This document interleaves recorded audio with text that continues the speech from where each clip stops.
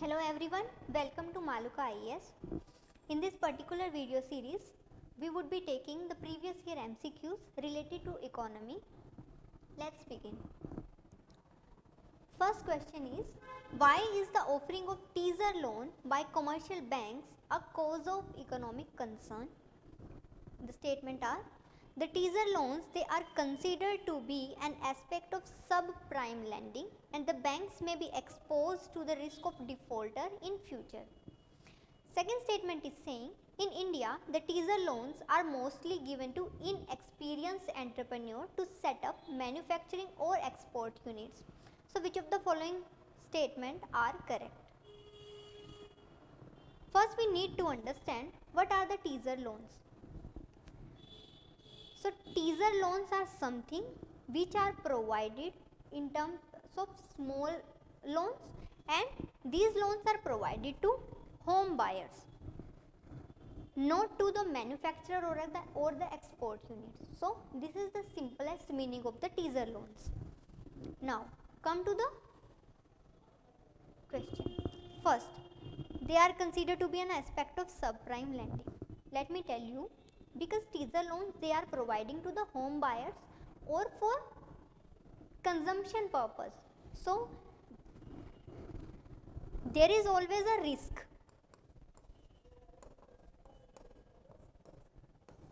There is a risk. That risk is associated with the loan, the purpose of the loan. मान लीजिए आपने एक loan लिया है कंजम्पशन पर्पस के लिए, आपने कार लोन लिया है। कार लोन लेकर आपने कार परचेज करी है। अब जब आपने मान लीजिए आपने कार लोन लिया है और आपने कार परचेज करी है,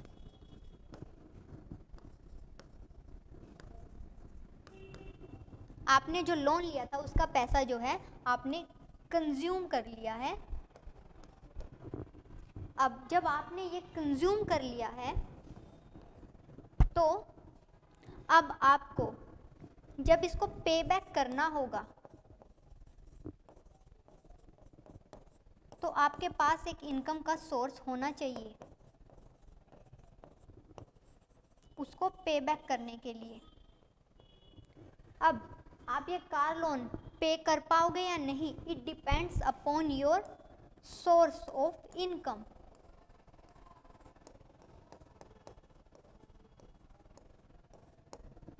ठीक है, ये हो गया फर्स्ट केस। सेकंड केस, आपने लोन लिया है किसके लिए? मैन्युफैक्चरिंग यूनिट को लगाने के लिए। आपने मैन्युफैक्चरिंग यूनिट लगाई, मैन्युफैक्चरिंग यूनिट में काम होना शुरू हुआ, उस काम से आपको इनकम हुई। क्यों? क्योंकि ये मैन्युफैक्चरिंग यूनिट खुद में ही एक सोर्स ऑफ इनकम है। तो इस मैन्युफैक्चरिंग यूनिट के लिए जो आपने लोन लिया था उसको वापस करने के लिए आपको अदर सोर्स ऑफ इनकम नहीं चाहिए। इस लोन ने खुद से जो सोर्स क्रिएट किया था वहाँ से ये पे बैक हो जाएगा। दैट मीन्स यहाँ पर क्या हो रहा है, एक सर्कल बन रहा है। जैसे ही ये इनकम ज़्यादा होगी वैसे ही लोन की अमाउंट पे बैक हो जाएगी।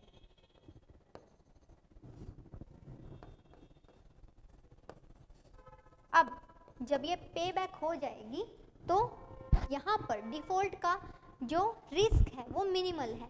यहाँ पर पे बैक के लिए अदर सोर्स ऑफ इनकम होना ज़रूरी है।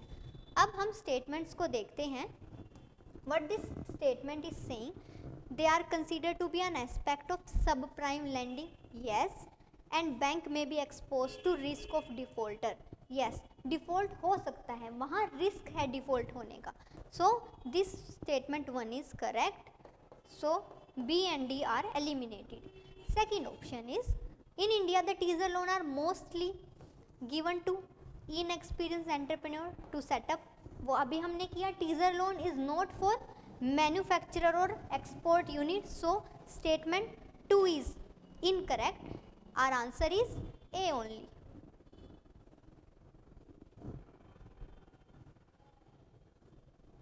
So our answer is 1 only. Next, which of the following can aid in furthering the government objective of inclusive growth? What it is saying? Inclusive. Inclusive means growth with development of what?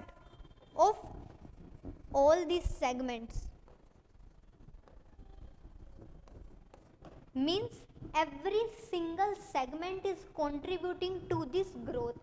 If every segment is contributing, then it is inclusive. It included everyone. So let's read out the first statement. Promoting the self-help groups. If this is inclusive growth, that means necessarily it will promote the self-help group. So option 1 is correct. Next, promoting the micro, small and medium enterprises. Yes, obviously it would be there. Third, implementing the Right to Education Act. If that growth is inclusive, that means in this growth it is certain that it would be providing the right to education. If there is education, then there would be skill. If there is skill, that skilled manpower will contribute to economic growth. So education is directly related to economic growth. So if in the right to education we are ensuring education to everyone, we are including everyone in the growth, therefore answer would be D, 1, 2 and 3.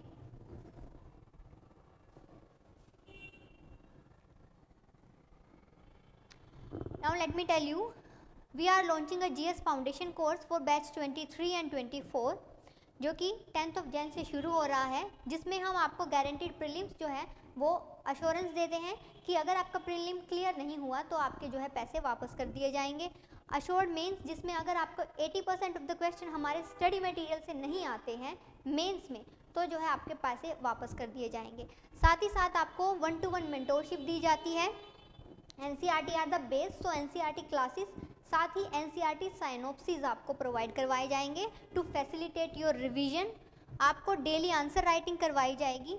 Daily answer writing जो है ये मैं करवाती हूँ, जिसमें कि मैं बताऊँगी कि आपका स्ट्रक्चर कैसा होना चाहिए आंसर का, what should be your intro, किस तरीके से आपको डिमांड ऑफ द क्वेश्चन को फुलफिल करना है। आपको डिफरेंट टीचर्स, एक्सपीरियंस टीचर्स जो हैं प्रीलिम्स के डिफरेंट सब्जेक्ट्स के जो है आपको प्रैक्टिस क्वेश्चन करवाएंगे, वो भी डेली बेसिस पर होगा, ताकि आपका एप्टीट्यूड, आपकी तैयारी उस लेवल की हो जाए। आपको स्टडी मटेरियल प्रोवाइड करवाया जाएगा और रिवीजन दी जाएगी। जो मीडियम है वो इंग्लिश और हिंदी दोनों ही होने वाले हैं। 10th of Jan से शुरू है, तो आप जल्दी से इनरोल कर लीजिए। हम आते हैं अपने नेक्स्ट क्वेश्चन पर। Why is the government of India disinvesting its equity in the central public sector enterprises? Government of India disinvest क्यों कर रही है? We need to understand the reason. Disinvesting, investment means something which will generate income for us, income in near future. Okay, disinvestment is opposite word, means the investment we have done, we are just doing that things in reverse. जो हमने investment की थी, हम उस investment को अभी वापस ले रहे हैं, तो that would be come under disinvestment. अगर सेंट्रल गवर्नमेंट का किसी पब्लिक सेक्टर एंटरप्राइजेस में शेयर था, तो गवर्नमेंट डिसइन्वेस्टमेंट में क्या कर रही है? अपने उस शेयर को जो है बेच रही है। They are selling out their share. So उसका पर्पस क्या है? डिसइन्वेस्टमेंट क्यों कर रहे हैं? या तो ये हो सकता है because government want to promote private managerialship, या फिर ये हो सकता है कि गवर्नमेंट जो है वो इनकम का सोर्स जनरेट करना चाहती है उस डिसइन्वेस्टमेंट से। So first statement is government intend to use the revenue earned from the disinvestment mainly to pay back the external debt. अब yes, government want to earn the income but government अपना share बेचकर external debt pay करेगी? नहीं। Disinvestment source of earning तो है, but government उस source of earning का use क्या एक्सटर्नल डेट पे करने के लिए करेगी? नहीं, वो ऐसा नहीं करने वाले। Second, government no longer intend to retain the management control of the CPSEs। अब जो डिसइन्वेस्टमेंट है वो मेजॉरिटी डिसइन्वेस्टमेंट भी हो सकता है, वो माइनॉरिटी डिसइन्वेस्टमेंट भी हो सकता है। In case of majority disinvestment management control जो है वो प्राइवेट हैंड में चला जाता है। वाई? बिकॉज गवर्नमेंट जो है मेजर शेयर जो है वो दे रही है, बट माइनॉरिटी शेयर होल्डर के केस में, माइनॉरिटी डिसइन्वेस्टमेंट के केस में गवर्नमेंट सिर्फ माइनॉरिटी शेयर दे रही है, 50% गवर्नमेंट के पास रहेगा। That means management control government के पास रहेगा। If the management control is with the government, so in that case this statement would be wrong, because disinvestment not always guarantee that the management control will be transferred. In case of majority disinvestment it could happen, but in case of minority it could not happen. So this statement is wrong. So our answer would be D, neither 1 nor 2. So let's check this. It's neither 1 nor 2, because in the first statement they have used the word mainly, और जो second statement थी वो it's not possible, not always possible. We are going to launch a CSAT course that would be taken by Aditya Chaudhary sir. इन्हें 20 years का experience है। 5th of Jan को इनका first demo class होने वाला है। सो अगर आपको डेमो क्लास देखना हो तो आप नीचे दिए गए नंबर पर मैसेज कर सकते हो, आपको जो है क्लास का लिंक सेंड कर दिया जाएगा। Next, economic growth is usually coupled with what? Deflation, inflation, stagflation, hyper inflation. So first we will try to eliminate जो कि लॉजिक के हिसाब से ही फिट नहीं बैठता। It is saying economic growth. If there is economic growth then there would not be hyper inflation. If there is economic growth, there would not be hyperinflation. दोनों ही condition को आप देखिए। हाइपर इन्फ्लेशन के case में क्या होगा? Price बहुत ज़्यादा राइज करेंगे। जब प्राइस राइज करेंगे तो एक ऐसी कंडीशन आ जाएगी कि लोग जो है अफोर्ड नहीं कर पाएंगे। सो उस केस में जब अफोर्ड ही नहीं कर पा रहे हैं तो इकोनॉमिक ग्रोथ होगा? नहीं होगा। So this answer is eliminated. Next, stagflation. Stagflation is combined with two words. First is stagnation, second is inflation. Means inflation coupled with stagnation. Stagnation means there is no economic activity. If there is no economic activities, there is no economic growth. That means C is eliminated. C and D eliminated. We are left with two options, A and B. Economic growth is usually coupled with what? If there is economic growth, what deflation is saying? Deflation is saying there is no demand in the market. Now tell me, if there is no demand in the market, that means there is no economic activities. If there is no demand, that means prices are low. But what is the benefit of this low price? People, they are not demanding. अगर price कम भी क्यों ना हो, लेकिन आप उस material को purchase ही नहीं कर रहे हो तो वो मटेरियल ऐसे ही पड़ा रहेगा। जब वो ऐसे ही पड़ा रहेगा, that means there is no economic activities. जब इकोनॉमिक एक्टिविटीज़ ही नहीं है तो क्या होगा? प्रोडक्शन भी नहीं होगा। जब प्रोडक्शन नहीं होगा, इंडस्ट्रियलाइजेशन नहीं होगा और इकोनॉमिक ग्रोथ भी नहीं होगा। सो डिफ्लेशन के केस में ये नहीं हो सकता। Economic growth, what the word they are usually it coupled with? देखिए, इकोनॉमिक ग्रोथ कब होगा? जब माइल्ड इन्फ्लेशन होगा। अब माइल्ड वर्ड ऑप्शन में नहीं है बट इन्फ्लेशन वर्ड है, तो इसीलिए हमें क्या करना होता है, हमें एक्यूरेट ऑप्शन भी ज़्यादा नहीं हम चूज़ कर सकते, हमें बेस्ट पॉसिबल ऑप्शन को चूज़ करना होता है। सब ऑप्शन हमने क्या किया, एलिमिनेशन मेथड से किया, हमें नहीं पता था बट हमने किया कि हाइपर इन्फ्लेशन नहीं हो सकता, स्टैगफ्लेशन ये तो ये है, ये नहीं हो सकता, डिफ्लेशन उसके केस में तो इकोनॉमिक एक्टिविटीज़ डाउन जाती है, वो नहीं हो सकता, तो we are left with the option B. So our answer would be B, because economic growth जो है वो समटाइम्स यूजुअली वो इन्फ्लेशन के साथ आती है।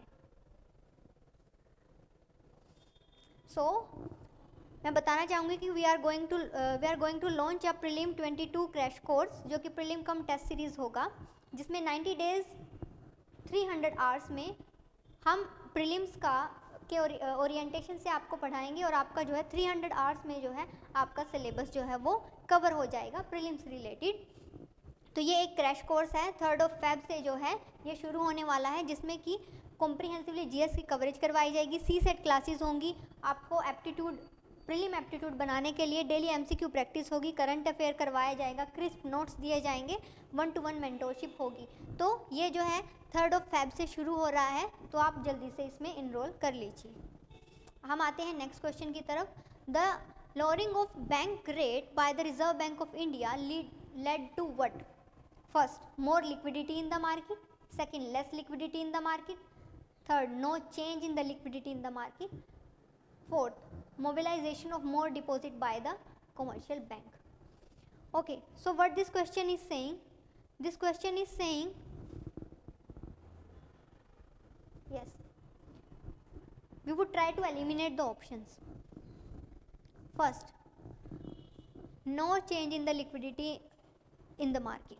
If RBI is doing something, तो उसका कुछ तो इफेक्ट होगा ना। अब ये बोल रहे हैं नो चेंज, कुछ तो होगा, तो C is eliminated. Next, they are saying bank rate जो है वो कम कर दिया है। जब बैंक रेट कम कर दिया है, इसका मतलब जो लोन होंगे वो चीपर हो जाएंगे, मीन्स सस्ते हो जाएंगे। जब लोन चीपर हो जाएंगे तो इसका मतलब है जो लोन ना भी लेना चाहे उनको भी एक टाइम के लिए लगेगा, क्योंकि इंटरेस्ट रेट कम है तो हमें लोन लेकर ये पर्टिकुलर काम कर लेना चाहिए। इसका मतलब फंड अवेलेबिलिटी वो बढ़ जाने वाली है।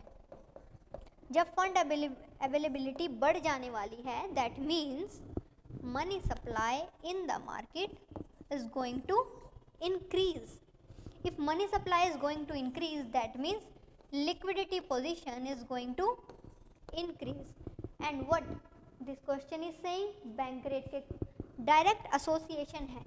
If bank rate is less, money supply will be more. Just इस principle को आप अपने पास याद करके रख लीजिए। If the bank rate is less, money supply will be more. So reduction in the bank rate will lead to more liquidity in the market. So this is the answer.